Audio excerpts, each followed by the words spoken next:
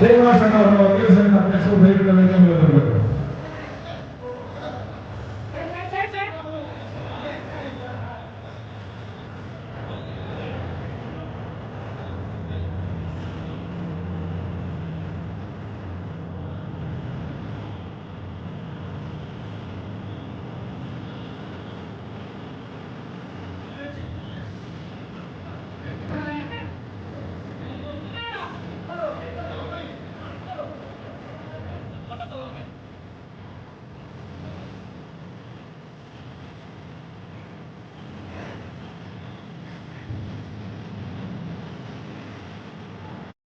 ಜಾತ್ರೆಯಿಂದ ಈ ಒಂದು ಪಕ್ಷಕ್ಕೆ 25 ವರ್ಷಗಳ ಸಂಭ್ರಮವನ್ನ 25 ವರ್ಷಗಳು ಪೂರೈಸಿ ಇವತ್ತು 25ನೇ ವರ್ಷದ ರಜತ ಮಹೋತ್ಸವ ಕಾರ್ಯಕ್ರಮದಲ್ಲಿ ನಾವೆಲ್ಲರೂ ಕೂಡ ಭಾಗವಹಿಸಿದ್ವಿ. ಈ ಒಂದು ಕಾರ್ಯಕ್ರಮದಲ್ಲಿ ಉಪಸ್ಥಿತರಿರ್ತಕ್ಕಂಥ ಈ ಭಾಗದ ನಮ್ಮ ಸಂಸದರಾದಂಥ ಮಲ್ಲೇಶನ್ ಅವರೇ ಮತ್ತು ನಮ್ಮ ಪಕ್ಕದ ಕ್ಷೇತ್ರದ ಶಾಸನಸಭಾ ಸದಸ್ಯರಾದಂಥ ರವಿ ಅಣ್ಣವರೇ ಮತ್ತು ನನ್ನ ಆತ್ಮೀಯ ಗೆಳೆಯರು ಇವತ್ತು ವಿಶೇಷವಾಗಿ ನಮ್ಮ ಕ್ಷೇತ್ರಕ್ಕೆ ಅತಿಥಿಯಾಗಿ ಬಂದು ಎಲ್ಲರನ್ನು ಕುರಿತು ಮಾತನಾಡಿದಂಥ ನನ್ನ ಗೆಳೆಯರಾದಂಥ ಡಾಕ್ಟರ್ ಕೆ ಅಂಜನಾನಿ ಅವರೇ ಮತ್ತು ನಮ್ಮ ರಾಜ್ಯ ಮಹಿಳಾ ಘಟಕದ ಅಧ್ಯಕ್ಷರಾದಂಥ ರಶ್ಮಿಯಕ್ಕ ಅವರೇ, ವೀಣಕ್ಕ ಅವರೇ, ನಮ್ಮ ಜಯಕ್ಕ ಅವರೇ ಮತ್ತು ನಮ್ಮ ಜಿಲ್ಲಾ ಅಧ್ಯಕ್ಷರಾದಂಥ ಮುಕ್ತಾ ಮುನಿಯಪ್ಪ ಅವರೇ ಮತ್ತು ನಮ್ಮ ಶ್ರೀನಾಥಣ್ಣ ಅವರೇ ಮತ್ತು ವೇದಿಕೆ ಮೇಲೆ ಇರತಕ್ಕಂಥ ಎಲ್ಲ ನಮ್ಮ ಪಕ್ಷದ ಕಿರಿಯ ಮುಖಂಡರುಗಳೇ, ಎಲ್ಲ ನಗರಸಭಾ ಸದಸ್ಯರುಗಳೇ ಮತ್ತು ವೇದಿಕೆ ಮುಂಭಾಗದಲ್ಲಿ ಬೆಳಗ್ಗೆ ಕೋಲಾರ ವೃತ್ತದಲ್ಲಿ ಇರತಕ್ಕಂಥ ಆಂಜನೇಯ ಸ್ವಾಮಿ ದೇವಸ್ಥಾನದಲ್ಲಿ ಪೂಜೆಯನ್ನು ಸಲ್ಲಿಸಿ ಸುಮಾರು ಅಲ್ಲಿಂದ 5 ಕಿಲೋಮೀಟರ್ ನನ್ನ ಜೊತೆಯಲ್ಲಿ ಅನ್ನದಾನಿ ಕೊಡಲು ನನ್ನ ಜೊತೆಗೆ ಭಾಗವಹಿಸಿ ರಶ್ಮಿ ಅಥವಾ ಎಲ್ಲ ನಮ್ಮ ಮುಖಂಡರ ಜೊತೆಯಲ್ಲಿ 3,000ಕ್ಕಿಂತ ಹೆಚ್ಚು ಕಾರ್ಯಕ್ರಮಗಳು ಮುಖಂಡರು ಆ ಪಾದಯಾತ್ರೆಯಲ್ಲಿ ಭಾಗವಹಿಸಿರ್ತಕ್ಕಂಥದ್ದು ನಿಜವಾಗಲೂ ನಿಮಗೆಲ್ಲರಿಗೂ ಕೂಡ ನನ್ನ ಜೀವನ ಪೂರ್ತಿ ಋಣಿಯಾಗಿದ್ದೇನೆ, ಅಭಾರಿಯಾಗಿದ್ದೇನೆ.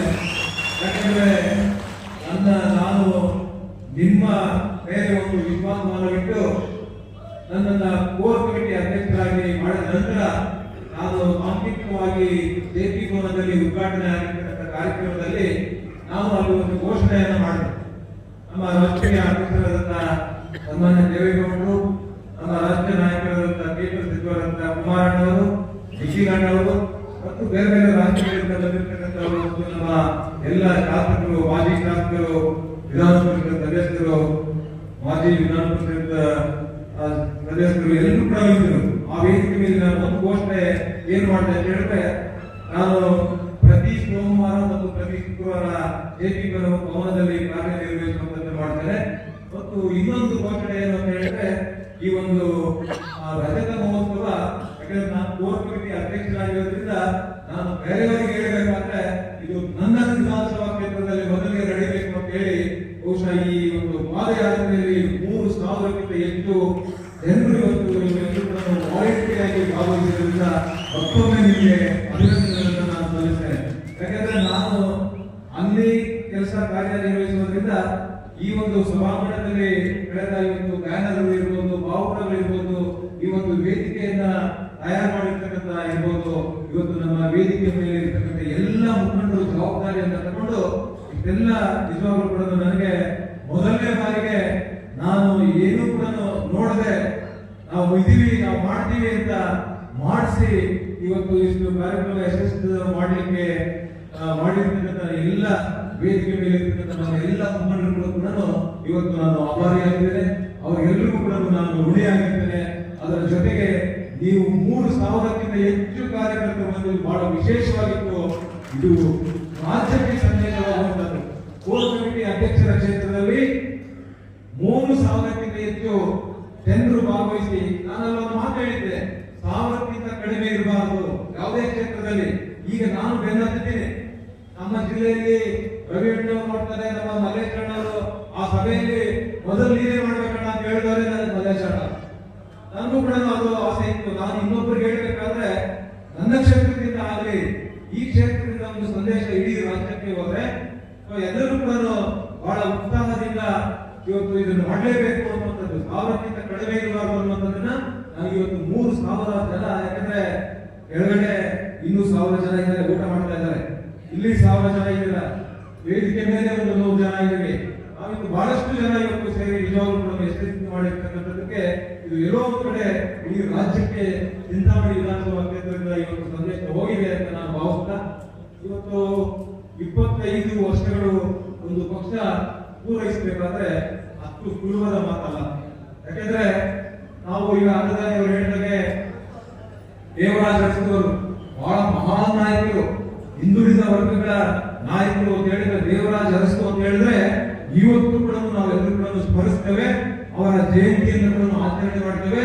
ಅವರ ಬಗ್ಗೆ ಗುಣಮಾನಗಳನ್ನ ನಾನೇ 2 ಬಾರಿ ಶಾಸಕರಾಗಿದ್ದಂತ ಸಂದರ್ಭದಲ್ಲಿ ಪ್ರತಿ ವರ್ಷ ದೇವರಾಜ ಅರಸು ಆ ಒಂದು ಜಯಂತಿಯ ದಿನ ಅವರ ಗುಣಗಾನವನ್ನು ಮಾಡ್ತಾ ಇದೆ. ಅಂದ್ರೆ ಬಡವರ ಬಗ್ಗೆ ಅಷ್ಟೊಂದು ಅಪಾರವಾದಂತ ಕಳಕಳಿ ಇಟ್ಕೊಂಡಿರ್ತಕ್ಕಂಥವ್ರು, ಅಂತವರು ಕೂಡ ಒಂದು ಪಕ್ಷ ಸ್ಥಾಪನೆ ಮಾಡಿ ಅವರು ಮಾಡ್ಲಿಕ್ಕೆ ಆಗ್ಲಿಲ್ಲ, ನಡೆಸ್ಲಿಕ್ಕೆ ಆಗ್ಲಿಲ್ಲ, ಆದ್ರೆ ಪಕ್ಷ ಮುಂದುವರಿಸಲಿಕ್ಕೆ ಆಗ್ಲಿಲ್ಲ.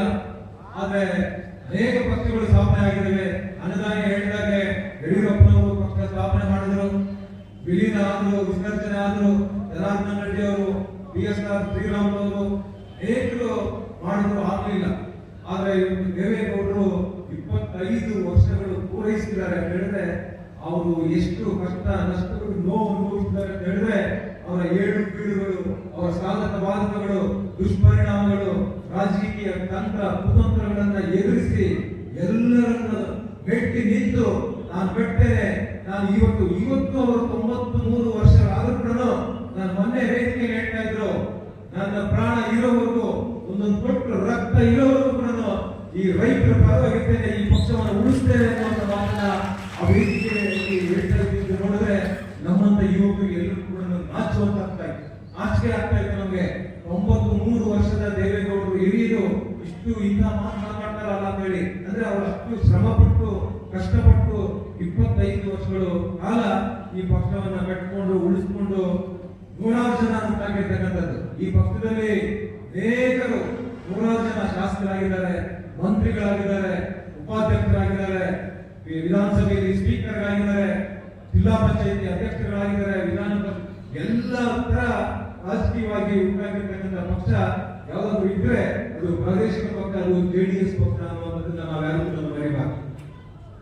JDS ದೇವೇಗೌಡರ ಜೊತೆಯಲ್ಲಿ ಆವತ್ತಿನ ಕಾಲದಲ್ಲಿ, ಆವತ್ತಿನ 99ರಿಂದ ಕೂಡ ಆವತ್ತಿನ ಕಾಲದಲ್ಲಿ ಅನೇಕರು PJR ಸಿದ್ದಯ್ಯ ಇರ್ಬೋದು, ಸಿದ್ದರಾಮಯ್ಯ ಅವರು ಇರ್ಬೋದು, ಬೈರೇಗೌಡರು ಇರ್ಬೋದು, ನಾಗೇಗೌಡರು ಇರ್ಬೋದು, ಚೆನ್ನಿಗಪ್ಪ ಇರ್ಬೋದು, ಅನೇಕ ಮುಖಂಡರು ಶಾಸಕರಾಗಿ ಮಂತ್ರಿಗಳಾಗಿ ಕೆಲಸ ಮಾಡಿರ್ತಕ್ಕಂಥ ದೇವೇಗೌಡರ ಜೊತೆಯಲ್ಲಿ ಅವರು ಕೂಡ ಕೆಲಸ ಮಾಡ್ಕೊಂಡು ಬಂದಿರತಕ್ಕಂಥದ್ದನ್ನ ನಾವು ಕಂಡಿದ್ದೇವೆ. ಅದರ ಜೊತೆಯಲ್ಲಿ ಈ ರಾಜ್ಯದಲ್ಲಿ ಇರ್ತಕ್ಕಂಥ ಎಲ್ಲ ವರ್ಗದ ನಾಯಕರು ದೇವೇಗೌಡರಿಗೆ ಜೊತೆಗೂಡಿ ಅವರಿಗೆ ಎದೆ ಒಂದು ಭುಜಕ್ಕೆ ಭುಜ ಕೊಟ್ಟು ಪಕ್ಷವನ್ನ ಉಳಿಸಿಕೊಂಡು ಬಂದಿರತಕ್ಕಂಥದ್ರಲ್ಲಿ ಅವರ ಪಾತ್ರ ಕೂಡ ಬಹಳ ಮಹತ್ವವಾಗಿದೆ, ಅಪಾರವಾಗಿದೆ ಅನ್ನೋದನ್ನು ಅವರ ಜೊತೆಗೆ ಇದ್ದಂತ ನಾಯಕರು ಈ ಪಕ್ಷವನ್ನು ಉಳಿಸಲಿಕ್ಕೆ ಎಷ್ಟು ಶ್ರಮ ಪಟ್ಟಿದ್ದಾರೆ, ಎಷ್ಟು ಕಷ್ಟಪಟ್ಟಿದ್ದಾರೆ, ಅಲ್ಲಿ ಅವರನ್ನು ಕೂಡ ಈ ಸಂದರ್ಭದಲ್ಲಿ ನಾವು ಸ್ಮರಿಸಬೇಕಾಗ್ತದೆ. ಅದಾದ ನಂತರ ಕುಮಾರಣ್ಣವರು ಕೂಡ ಒಂದು ಜವಾಬ್ದಾರಿಯನ್ನು ತಗೊಂಡು ಅವರ ಜೊತೆಯಲ್ಲಿ ಇವತ್ತು ಅವರ ಸಮಕಾಲಿಕರು ಬಹಳಷ್ಟು ಜನ ಎಲ್ಲ ವರ್ಗದ ನಾಯಕರು ಕೂಡ ಇವತ್ತು ಕುಮಾರಸ್ವಾಮಿ ಅವರ ಜೊತೆಯಲ್ಲಿ ಕೂಡ ಇವತ್ತು ಬಂದಿರತಕ್ಕಂಥದ್ದು. ಅವರು ಕೂಡ ಪಕ್ಷ ಕಟ್ಕೊಂಡು ಈ ಪಕ್ಷ 25 ವರ್ಷಗಳ ಕಾಲ ಉಳಿಬೇಕಾದ್ರೆ ಕುಮಾರಣ್ಣವರು ಕೂಡ ಅಪಾರವಾದಂತ ಒಂದು ಅವಿಸ್ಮರಣೀಯ ಒಂದು ಸೇವೆ ಈ ಪಕ್ಷಕ್ಕೆ ಇದೆ. ಅವರ ಜೊತೆಗಿರ್ತಕ್ಕಂಥ ನಾಯಕರು ಕೂಡ ಜೊತೆಯಲ್ಲಿ ಕೆಲಸ ಮಾಡಿ 25 ವರ್ಷಗಳು ಪೂರೈಸಲಿಕ್ಕೆ ಅವ್ರದ್ದು ಕೂಡ ಬಹಳಷ್ಟು ಸಹಕಾರ ಇದೆ. ಹಾಗಾಗಿ ಅವರನ್ನು ಕೂಡ ಈ ಸಂದರ್ಭದಲ್ಲಿ ನಾವು ಸ್ಮರಿಸಬೇಕಾಗ್ತದೆ. ಜೊತೆಗೆ ಇವತ್ತು ನಮ್ಮ ಯುವ ಘಟಕದ, ಕರ್ನಾಟಕ ರಾಜ್ಯದ ಯುವ ಘಟಕದ ಯುವ ಕಣ್ಮಣಿ ನಿಖಿಲ್ ಕುಮಾರಸ್ವಾಮಿ ಅವರು ಈ ಕ್ಷೇತ್ರಕ್ಕೆ ಕೂಡ ಬಂದಿದ್ರು. ಈ ಕ್ಷೇತ್ರಕ್ಕೆ ಬಂದಂತ ಸಂದರ್ಭದಲ್ಲಿ ನೀವೆಲ್ಲರೂ ನಾನು ನಿರೀಕ್ಷೆ ಮಾಡಿರಲಿಲ್ಲ. ಅವತ್ತು ನಾನು 2,000 ಜನ ಬರ್ಬೋದು ನಿಖಿಲ್ ಕುಮಾರಸ್ವಾಮಿ ಬಂದಾಗ ಅಂತ ನಾನು ಅನ್ಕೊಂಡಿದ್ದೆ. ನಾನು 2,000 ಜನಕ್ಕೆ ಅವತ್ತು ಊಟದ ವ್ಯವಸ್ಥೆ ಮಾಡ್ಕೊಂಡಿದ್ವಿ. ಆ ನಿರೀಕ್ಷೆ ಮೀರಿ 5,000 ಜನ ಬಂದ್ಬಿಟ್ಟು 5,000 ಜನ ಬಂದ್ಬಿಟ್ಟಾಗ ಅರ್ಜೆಂಟ್ ಏನು ಮಾಡೋಕ್ಕಾಗಿಲ್ಲ. ನನ್ನ ಹೇಳ್ಕೊಂಡು ಹೋಗಿಲ್ಲ ಅಂತ ನನಗೆ ಒಂದು ವಿಶ್ವಾಸ ಇದೆ. ಊಟ ಸಿಕ್ಕಿಲ್ಲ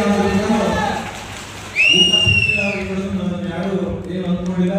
ಆವತ್ತೇ ಅದೇ ನಮ್ಮ ಪ್ರಭಾಕರಣ್ಣವರು ಅವ್ರ ಮನೆಯಲ್ಲಿ ಒಂದು ಕಾರ್ಯಕ್ರಮ ಇತ್ತು, ಬಾಡೂಟ ಎಲ್ಲ ಆ ಕಡೆ ಹೋಗ್ಬಿಟ್ಟು ಪ್ರಭಾಕರಣ ಅದೆಷ್ಟೆಲ್ಲ ಕೇಳಿದ್ರು ಎಲ್ಲ ಗೊತ್ತಿಲ್ಲ. ಆ ಕಡೆ ಒಂದು ಸುಧಾರಣೆ ಮಾಡಿದ್ರು. ಆದ್ರೂ ಕೂಡ ಕೆಲವರು ಊಟ ಸಿಕ್ಕಿಲ್ಲ ಅಂದ್ರೂ ಕೂಡ ನಾವು ಇವೆಲ್ಲ 5,000 ಜನ ನೋಡಿ ನಾವು ಕಣ್ಣು ತುಂಬಿಕೊಂಡು ಮನೆಗೆ ಹೋಗ್ತೀವಿ, ಸಂತೋಷ ಆಗಿದೆ ಅಂತ ಹೇಳಿ ಯಾವತ್ತೂ ಕೂಡ ದುಃಖ ಪಟ್ಟಿಲ್ಲ, ಬೇಜಾರು ಪಟ್ಟಿಲ್ಲ. ಎಲ್ಲರೂ ಕೂಡ ಖುಷಿ ಆದ್ರು. ಇವತ್ತು ನಿಖಿಲಣ್ಣವರು ಕೂಡ ಈ ಪಕ್ಷದ ಒಂದು ಜವಾಬ್ದಾರಿಯನ್ನು ತಗೊಂಡಿದ್ದಾರೆ.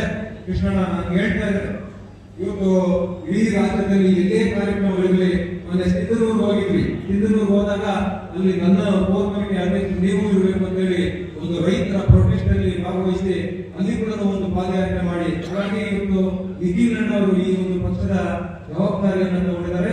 ನಾವು ಇವತ್ತು ದೇವೇಗೌಡರು ಕುಮಾರಸ್ವಾಮಿ ಅವರ ಆದಿಯಾಗಿ ಇವತ್ತು 25 ವರ್ಷಗಳ ಏನು ಪೂರೈಸಿ ಪಕ್ಷವನ್ನು ಬೆಳೆಸ್ಕೊಂಡು ಬಂದಿದ್ದಾರೆ. ಇವತ್ತು ನಾನು ನಿಮ್ಮೆಲ್ಲರ ಪರವಾಗಿ ನಿಖಿಲಣ್ಣವರಿಗೆ ಒಂದು ಭರವಸೆಯನ್ನು ಕೊಡ್ತಾ ಇದ್ದೇನೆ. ಮುಂದಿನ 25 ವರ್ಷಗಳ ಕಾಲ ಈ ಪಕ್ಷ ಉಳಿಬೇಕು ಅನ್ನುವಂಥದ್ದನ್ನ ನಿಮ್ಮೆಲ್ಲರ ಸಮ್ಮುಖದಲ್ಲಿ, ವೇದಿಕೆ ಮೇಲೆ ಇರ್ತಕ್ಕಂಥ ಎಲ್ಲ ನಮ್ಮ ಮುಖಂಡರ ಸಮ್ಮುಖದಲ್ಲಿ, ನಿಮ್ಮೆಲ್ಲರ ಸಮ್ಮುಖದಲ್ಲಿ ನಿಖಿಲಣ್ಣವರಿಗೆ ಒಂದು ಭರವಸೆಯನ್ನು ಕೊಡ್ತಾ ಇದ್ದೇನೆ. ಕೊಡಬಹುದಾ? ಒಂದು ಭರವಸೆಯನ್ನು ನಿಮ್ಮ ವಿಶ್ವಾಸದ ಮೇಲೆ ಕೊಡ್ತಾ ಇದ್ದೇನೆ. ಕೊಡಬಹುದಾ? ಮುಂದಿನ 25 ವರ್ಷಗಳ ಕಾಲ ಈ ಪಕ್ಷ ನಿಖಿಲಣ್ಣವರ ನೇತೃತ್ವದಲ್ಲಿ ಮುಂದಿನ 25 ವರ್ಷಗಳ ಕಾಲ ಈ ಪಕ್ಷವನ್ನು ಉಳಿಸ್ತೇವೆ, ಈ ಪಕ್ಷವನ್ನು ಕಟ್ತೇವೆ ಅನ್ನುವಂಥ ಮಾತನ್ನ ನಿಮ್ಮೆಲ್ಲರ ಸಮ್ಮುಖದಲ್ಲಿ ಇವತ್ತು ನಿಖಿಲಣ್ಣವರಿಗೆ ಒಂದು ಸಂದೇಶವನ್ನು ನಾನು ಕೊಡ್ತಾ ಇದ್ದೇನೆ. ಈ ಪಕ್ಷ ಉಳಿಬೇಕು. ಇವತ್ತು ದಕ್ಷಿಣ ಭಾರತದಲ್ಲಿ ಪ್ರಾದೇಶಿಕ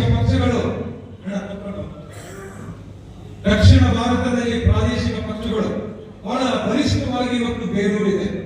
ಆದ್ರೆ ಕರ್ನಾಟಕದಲ್ಲಿ ನಾವು ಕೂಡ ಏನು ಹಿಂದೆ ಬಿದ್ದಿಲ್ಲ. ನಾವು ಕರ್ನಾಟಕ ರಾಜ್ಯವನ್ನು ಆಳಿರ್ತಕ್ಕಂಥ ಪಕ್ಷ ಇದು. ಯಾರು ಚಿಂತೆ ಮಾಡಬೇಕಾಗಿಲ್ಲ, ದೇಶವನ್ನು ಆಳಿರ್ತಕ್ಕಂಥ ಪಕ್ಷ ಇದು. ಕರ್ನಾಟಕ ರಾಜ್ಯವನ್ನ ಆಳಿದ್ದೀವಿ. ರಾಷ್ಟ್ರೀಯ ಪಕ್ಷಗಳು ಇವತ್ತೇನು ರಾಜ್ಯವನ್ನು ಆಳಿದ್ದಾರೆ, ದೇಶವನ್ನು ಆಳ್ತಾ ಇದ್ದಾರೆ. ನಾವು ಕೂಡ ಕರ್ನಾಟಕ ರಾಜ್ಯವನ್ನು ಆಳಿದ್ದೀವಿ. ಇದನ್ನ ಯಾರು ಕೂಡ ಬಗೆಯಕ್ಕಾಗೋದಿಲ್ಲ. ನಾವು ದೇಶದಲ್ಲಿ ಕೂಡ 11 ತಿಂಗಳು ದೇವೇಗೌಡರು ಈ ದೇಶವನ್ನು ಆಳಿರ್ತಕ್ಕಂಥದ್ದು. ದೇವೇಗೌಡರು ಕೊಟ್ಟಿರ್ತಕ್ಕಂಥ ಕೊಡುಗೆಗಳು ಹೇಳಕ್ಕಾಗಲ್ಲ, ನೂರಾರು ಕೊಡುಗೆಗಳು. ನಾವು ಅಷ್ಟು ಹೇಳಕ್ಕಾಗೋದಿಲ್ಲ ಅಂತ ಹೇಳಿ ಕೆಳಗೆ ಒಂದು ಎಕ್ಸಿಬಿಷನ್ ಮಾಡಿದ್ದೀವಿ.